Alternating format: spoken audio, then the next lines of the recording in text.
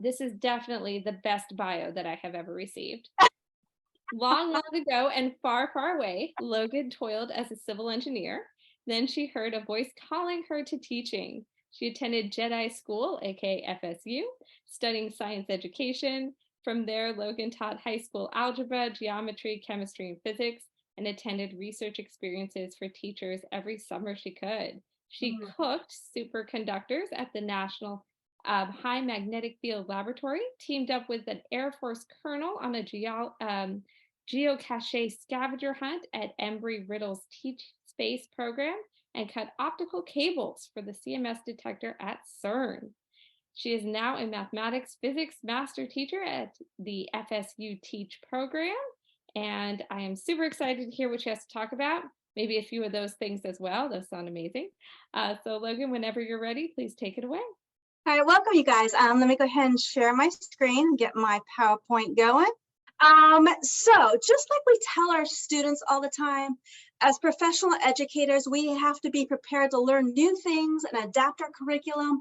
And this is what I spent my summer 2022 doing. And I'm here to tell you the story of my adventures. So let me go ahead and show you my agenda for this afternoon. So I'm going to start off showing you a video about how to make spaghetti. For real, we're going to talk about making spaghetti. And then I'm going to talk to you about the liberal studies requirements at FSU. Hopefully have you guys engage in a little sample activity. Hopefully we get enough people that we can break into groups. I'm going to talk to you about where we are now in terms of turning research methods at FSU into a digital literacy course. Then I'll see if you have any questions. All right, so let me go ahead and give you the preamble to the video. So I'm going to show you a video. It was produced by the BBC, British Broadcasting Corporation, and aired in 1957. And this is about how spaghetti is made. As you are watching this video, it's only 3 minutes long. I suspect you're going to have a strong reaction.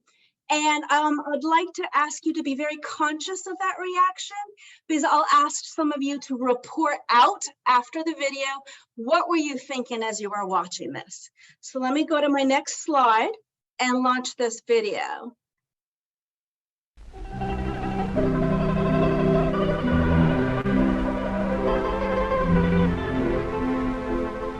It isn't only in Britain that spring this year has taken everyone by surprise. Here, in the Ticino, on the borders of Switzerland and Italy, the slopes overlooking Lake Lugano have already burst into flower, at least a fortnight earlier than usual.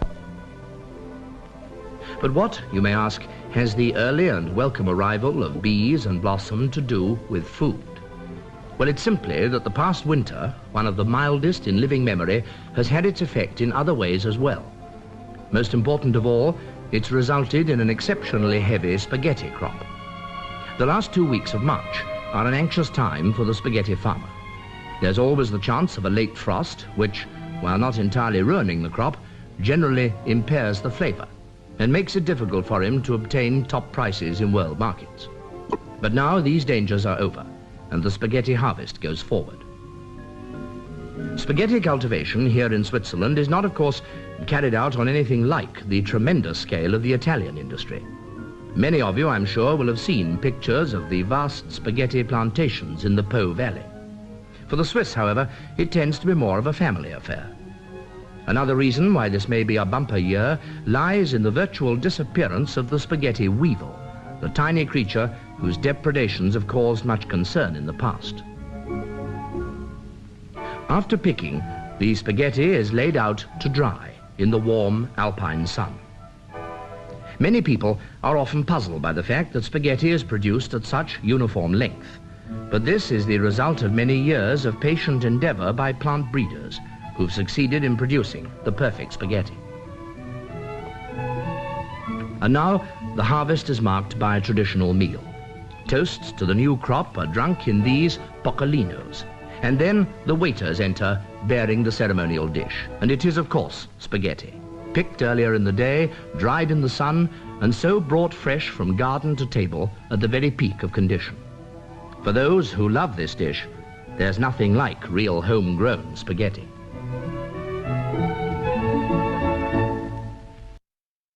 Okay, I'm going to stop sharing my screen so I can see your faces a little bit better. Is anyone willing to share what their reactions were while you watched that video? They make it believe it. What made it convincing? The story, they have the spaghetti in the tree. So, yeah, they kind of knew it that it was real. A lot of detail. Anyone else have a reaction to this? Yeah, I feel like you could replace like any crop, any plant with like spaghetti, and it like totally would have worked. Yes. So I only told you part of the story. This really was produced by the BBC. It aired in 1957. That part was true. What I left out was this aired on April 1st. This was meant to be a joke. In 1957, spaghetti was not a widely common meal in the UK. That's why the BBC thought this would be funny. What they did not anticipate was the public's reaction to the video. So they got hundreds of phone calls into the TV stations, and those phone calls kind of fell into three categories. The first category were those people who knew perfectly well how spaghetti was made, and they were calling into the TV stations to give the BBC a piece of their mind. The second group of people, they were our skeptics. They weren't quite sure how spaghetti was made. They're pretty sure it didn't grow on trees. They wanted some evidence to back up those claims. Good for them. These are our students. The third group of people, these were the people who were calling in to see where they could purchase a spaghetti treat. They fell for it. Seriously, they wanted to know where they could get that spaghetti tree. And we laugh now because 2022, spaghetti is ubiquitous. It's in every grocery store. It's in every convenience store. You can pick up that box. You can read on the back, it's flour and water. I am a huge fan of Top Chef. I've watched the chefs make spaghetti. It does not grow on trees. There are entire food networks. There are tutorials online. Today's public would not fall for this hoax. However, there's plenty of hoaxes that today's public does fall for. As soon as we go online, as soon as our students go online, we're hit by a tsunami of information. And alas, a lot of that information is misinformation, disinformation, and malinformation. And it is for this reason that FSU, other universities across the United States and probably the world, and high schools certainly across the United States, are starting to pull in requirements for digital literacy. And so I'm going to launch my PowerPoint again and talk to you about digital literacy here at FSU. All right, so in talking to master teachers from all over, all the replication states, I've realized that different replication sites have slightly different models to the U-Teach original vision.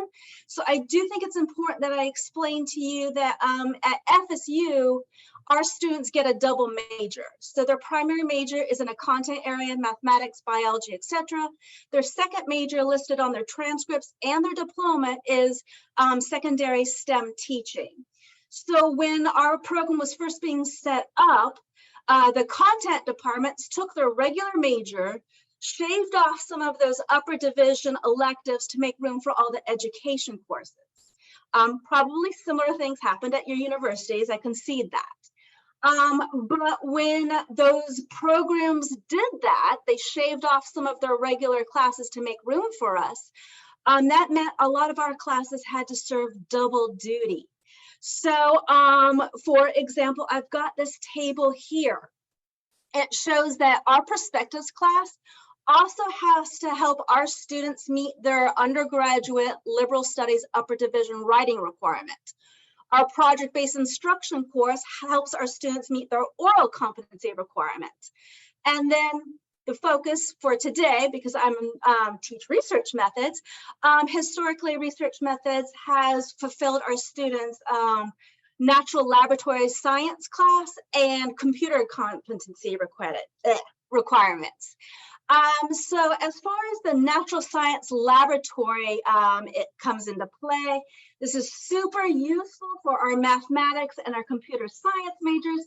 Of course, not so useful for our biology and chemistry majors who are already got plenty of labs. And then the flip side is true for our computer competency. This is not so useful for our mathematics and computer science students who take plenty of programming courses, but this is super useful for our environmental science and geoscience students. But let's see, in summer or slash fall of 2021, university sent a blast out to all the departments and told us that computer competency was being phased out and digital literacy was going to be phased in and go live in fall of 2023. So that was flashing red lights and sirens for me that I was going to have to change research methods to meet this new liberal studies requirement. So I'm going to talk to you about what I did. First of all, I procrastinated just like our students, even though I knew that this was happening in 2021, I didn't start attacking this project to 2022. So fast forward to summer 2022. At this point, FSU, we have an Office of Digital Literacy. They have their own website. There are many pages on that website. Some are for students, some are for faculty. For the faculty, they do have some pages on how to make your course a digital literacy course. So some of the advice they've left for us is this.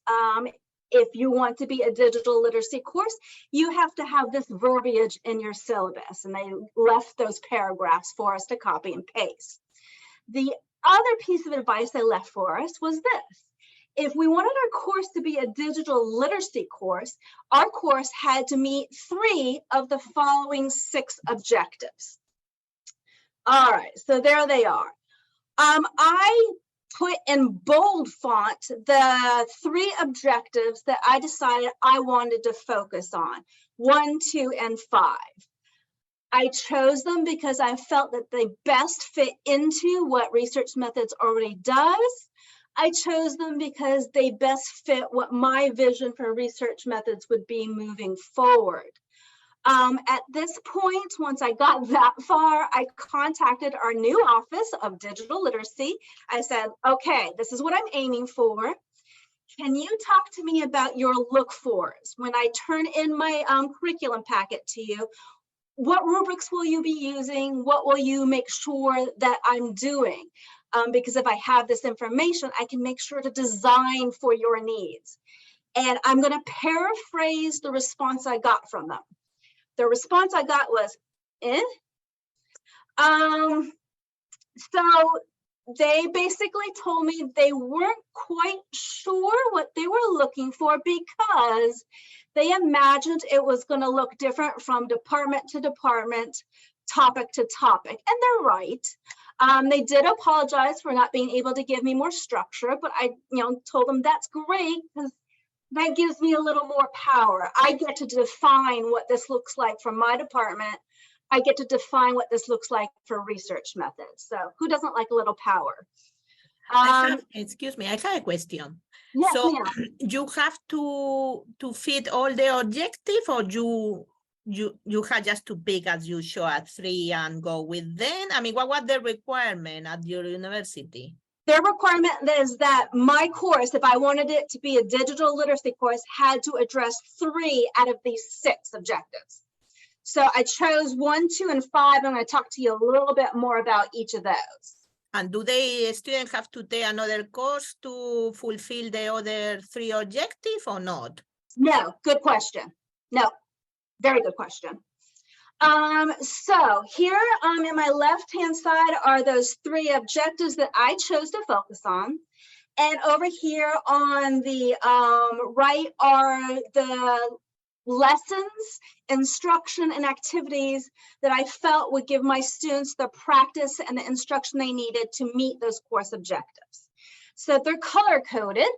So let's start with this first one. Evaluate, interpret the accuracy, credibility, relevance of digital information. So in garnet color are those activities that were already part of Research Methods.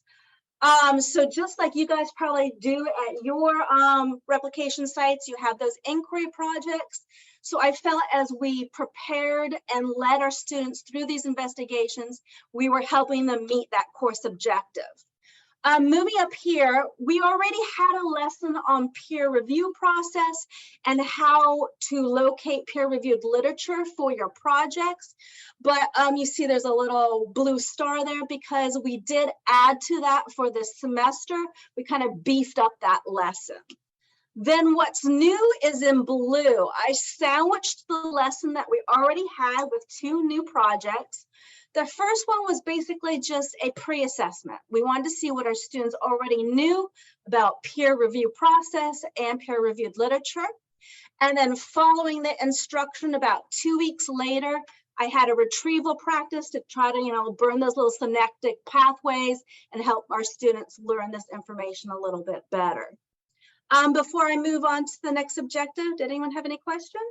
Okay, so moving on to evaluate and interpret digital data and their implications. I'm going to start with the blue. I developed a brand new unit on lateral reading. This is the same digital literacy skill that I'm hoping I can engage you guys in this afternoon. I developed a brand new lesson on how people lie with data. And we look at packaging and false claims on packaging. We look at infographics that are online and how they're misleading. And then the other activity that I feel is addressing this course objective in the middle is this homework assignment. It's an equity project. This is still kind of new to FSU-Teach's research methods. I wrote it Fall 21. The idea is in FSU-Teach, we're trying to weave Jedi throughout our courses. So this was my attempt to bring Jedi into research methods. In this project, the students have to use online data sets and have to go to various organizations' websites and work with their mission statements and claims.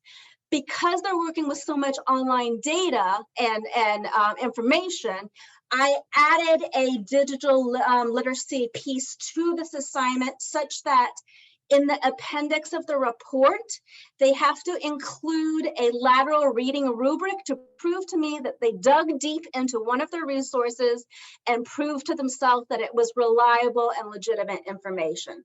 So that's how I kind of changed that course, that assignment up. All right, finally, moving down to this last course objective that I decided to focus on using digital technology.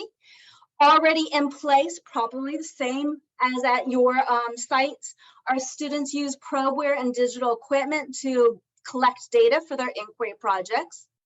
Many years ago, we kind of changed the way we teach our students basic applied statistics. It's different than the original research methods course we were handed, such that we embedded the statistical instruction within Excel tutorials. And over the years, as our needs dictated, we brought in other software such as R, SPSS, resampling statistics packages, so on and so forth. So again, by teaching our students statistics, we felt that we're meeting this last objective. Then in blue is a brand new activity. I did not write this one. One of my co-instructors, Dr. Alice Wynn, wrote it.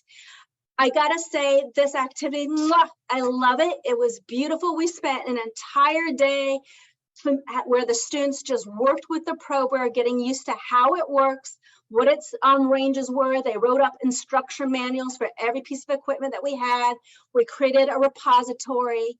They were tasked with trying to identify projects that might use that particular piece of equipment. They presented out to their peers. And here's what I love this particular activity so much. For any of you that teach research methods, you know how painful it is sometimes for students to identify what their project will be. And I will say that day after doing that probeware activity, 95% of our class walked out the door with an Inquiry 2 project in mind. So it saved a lot of tears and headaches. It was fabulous. All right.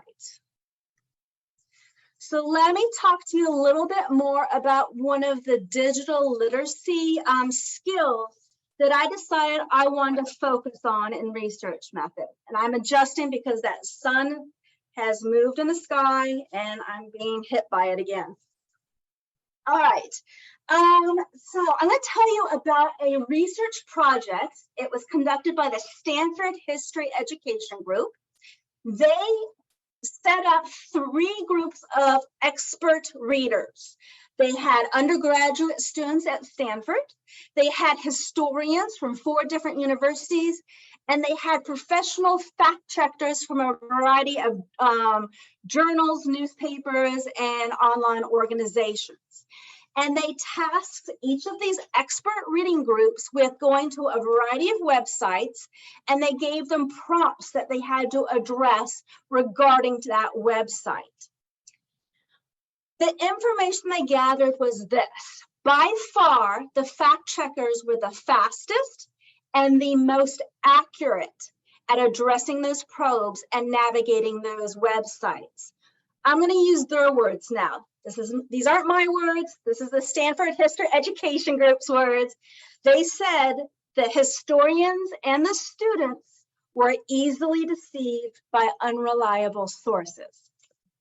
All right, so the difference boiled down to how these 3 groups engaged with the websites. The students and the professors read vertically, meaning they started at the top of a web page and read all the way down to the bottom, then addressed the prompts that they were given.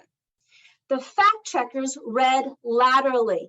They got barely a paragraph into that website and they started opening additional browser windows on their computer.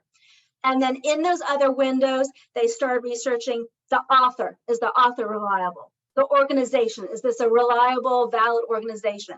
Any claims that they just read, they started opening browser tabs and started digging into those claims. What do other organizations and other websites say about these claims? So they were just they barely even made it to the bottom of the websites because they were opening up all those additional windows and digging into anything that they saw.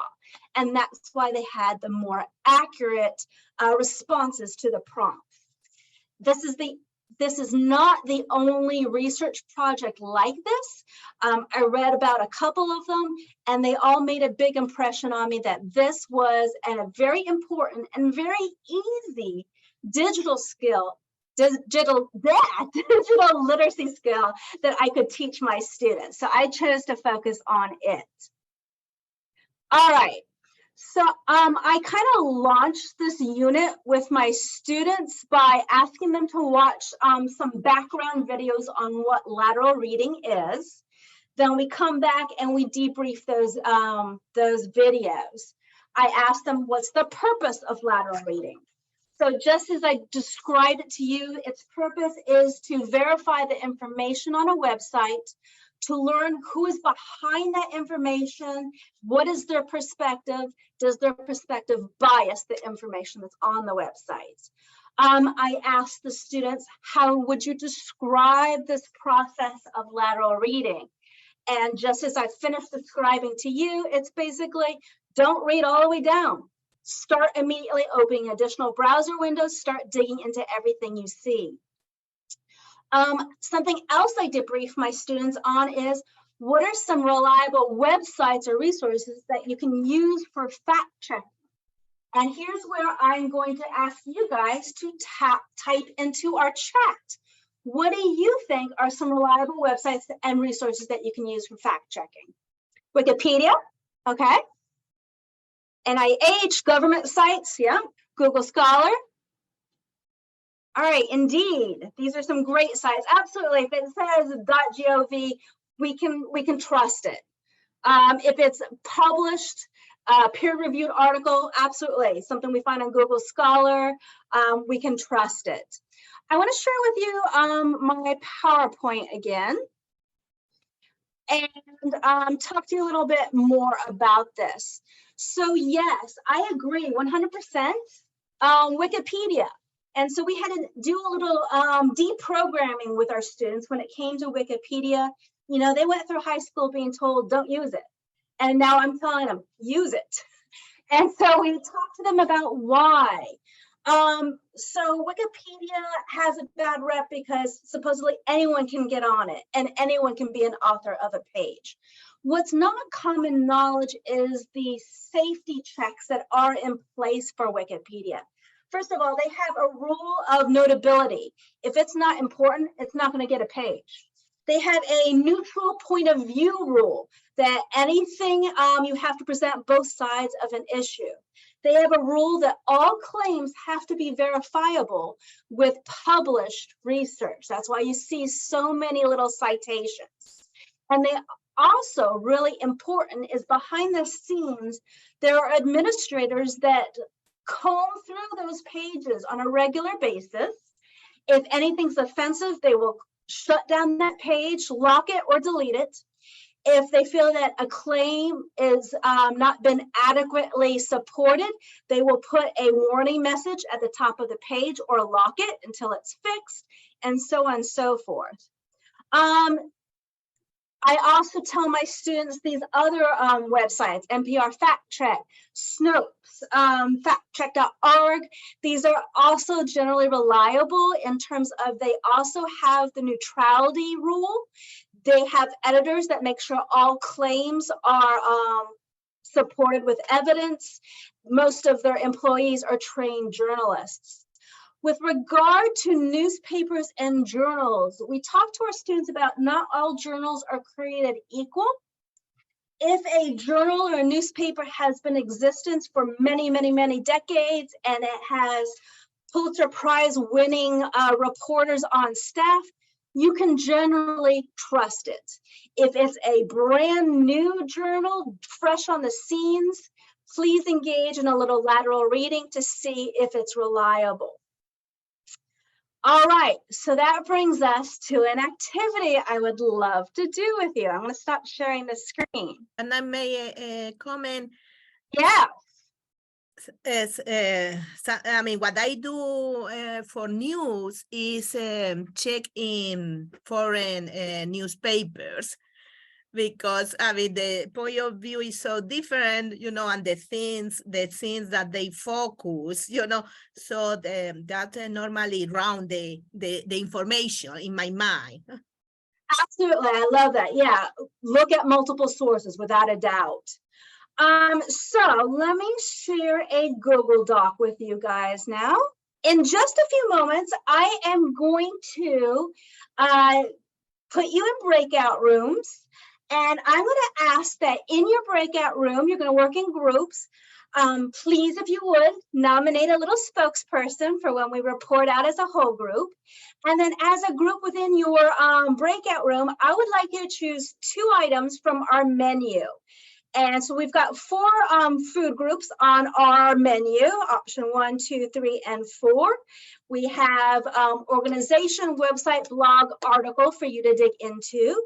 I would love for you to dig into these 4 menu items using lateral reading, opening up those additional browser pages and digging into who's the author, who's the organization, what do other websites such as Wikipedia say about this claim. I've got some guiding questions over here on the right-hand side to help you as you engage in your lateral reading. So, could I have the first breakout room, I think it was Vanita and Juana, tell us about one of the menu items that you selected? Yeah, we selected the dihydrogen monoxide stuff. So, Juana, you want to talk about it? Yes, I mean, I shared about that job before. So, I mean, the easier way to find that is a joke. I mean, you just Google that dihydrogen monoxide, and then you find a page from Wikipedia that is say the parody about calling water this with this long name, and so that's pretty simple. I love that website, and as I talk to my students, we're all college educated STEM majors. This is going to pop to us. But what do you think you saw on that website where a member of the general public might be drawn in? Well, because I mean, they say this chemical kills you in this many ways. You know? And it's true, many people drown and all that. So yes, all the gory. I think you know you want to don't have that chemical close to you.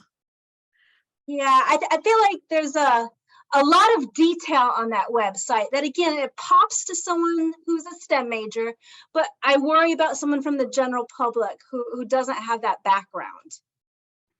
So my other room, we had Jacqueline and Kenneth. Can you tell us about what you dug into? So we looked at the last one, number 4. Okay. Let's see what it was. I already shut it down.